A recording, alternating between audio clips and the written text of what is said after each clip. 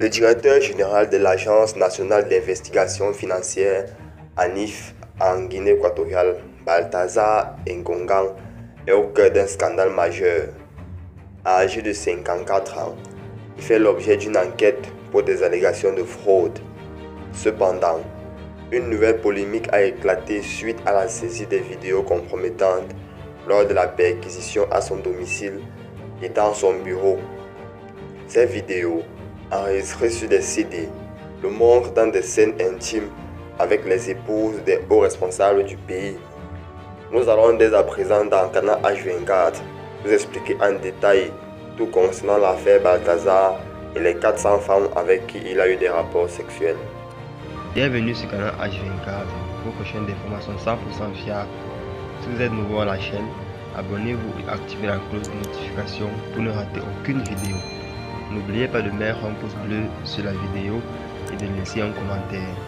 Si vous êtes prêts, cette affaire suscite de vives réactions dans l'opinion publique et dans le milieu politique, où la gravité des faits soulève des interrogations sur l'intégrité de certains membres influents de l'administration. Face à l'ampleur du scandale, de nombreuses voix appellent à une enquête complète et transparente et exigent des comptes de la part des personnes impliquées. Parmi les personnes impliquées, dans les vidéos figurant des personnalités influentes, notamment l'épouse du directeur général de la police, des proches de hauts responsables, ainsi que les membres de la famille du président Théodore Obiang Nguema Bassono, y compris sa sœur. Les épouses de plusieurs ministres du gouvernement apparaissent également dans les enregistrements. Les vidéos révèlent des rencontres dans différents lieux, dont le bureau de Balthazar Ngongan, où on aperçoit parfois le drapeau national en arrière-plan. Bien que les enregistrements semblent avoir été réalisés de manière consensuelle, leur diffusion en ligne a suscité une onde de choc dans le public et a entraîné une intense couverture médiatique. L'affaire Bello.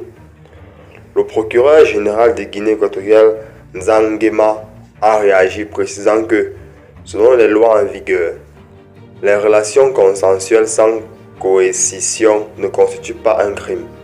Cependant, il a exprimé des préoccupations quant au risque pour la santé publique associé à cette affaire et a insisté sur l'importance de créer un climat où les victimes se sentent en sécurité pour signaler tout cas de rencontre non consensuelle ou d'abus.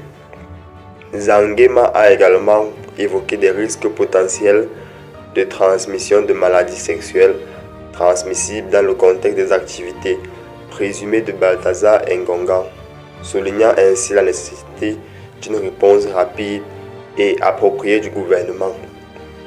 À la suite de ce scandale, le gouvernement a rapidement décidé de suspendre les fonctionnaires impliqués dans les actes sexuels au sein des ministères, dans le cadre d'une politique plus large de tolérance zéro à l'égard des comportements qui compromettent la confiance du public. Le vice-président Théodore Nguema Obiang Mangue a condamné ces actes dans une déclaration sur X, soulignant que l'éthique et le respect sont fondamentaux dans l'administration et réaffirmant l'engagement de la nation à faire respecter l'intégrité du service public. Selon les internautes, les vidéos de Balthazar sont un nid à enseignement. De ces vidéos, nous avons retenu 5 leçons capitales. La fidélité de la femme n'est qu'une illusion. Elle n'existe pas. Chez elle, on doit plutôt parler de présomption de fidélité. Le mariage ne garantit ni sa loyauté, ni sa fidélité. Face à l'argent, les femmes renient toutes les valeurs morales, seuls leurs intérêts prévalent. Quand elles veulent obtenir quelque chose sans fournir d'efforts, elles sont prêtes au pire compromis. Elle a beau être mariée, elle espère toujours rencontrer un homme plus nanti que son mari, et si par malheur elle le rencontre, elle le trompera sans pitié ni remords. Voici notre analyse sur l'histoire qui circule sur les réseaux sociaux d'un homme nommé Balthazar, de nationalité guinéenne. L'homme qui a eu des rapports avec plus de 400 femmes différentes, parmi lesquelles les femmes des chefs de sécurité nationale guinéenne, la femme du procureur général, 20 femmes des ministres, la fille du président guinéen et plusieurs autres femmes des personnalités influentes. Il a eu des rapports avec les femmes mariées, les femmes enceintes, les femmes célibataires, de toute qualité de femmes. Dans cette histoire, nous voulons juste savoir si toutes les femmes qui ont eu des rapports ont été payées pour passer à l'acte ou elles ont été envoûtées. La réponse est non. Elles ont fait cet acte par leur propre volonté, par leur propre consentement. Du départ, le fameux Balthazar, il a des fautes, mais la plus grande faute revient à ces femmes, car ces femmes, citées ci-dessus, n'avaient rien à envier à Balthazar. Elles sont responsables de leur acte.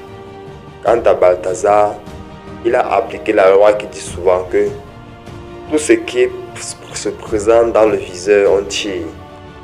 Malgré l'effort fourni pour convaincre ces dernières, ça ne suffisait pas pour eux.